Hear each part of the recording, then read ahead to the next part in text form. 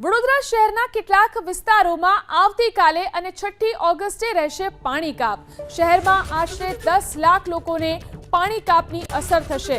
મહીસાગર નદી પર આવેલા રાયકા પાણીના સ્ત્રોતથી આવતી જૂની ફીડર નળીને નવી ફીડર નળી સાથે જોડવાની કામગીરીને કારણે પાણીનો પુરવઠો ખોરવાશે।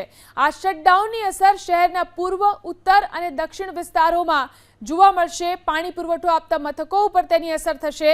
અસરગ્રસ્ત વિસ્તારોમાં નીચેના બૂસ્ટર અને ટાંકીઓનો સમાવેશ થાય છે।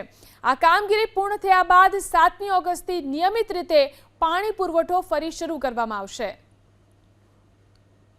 વડોદરા શહેરના કેટલાક વિસ્તારોમાં આવતીકાલે અને 6ઠી ઓગસ્ટે રહેશે પાણી કાપ। શહેરમાં આશરે 10 લાખ લોકોને પાણી કાપની અસર થશે। મહીસાગર નદી પર આવેલા રાયકા પાણીના સ્ત્રોતથી આવતી જૂની ફીડર નળીને નવી ફીડર નળી સાથે જોડવાની કામગીરીને કારણે પાણીનો પુરવઠો ખોરવાશે।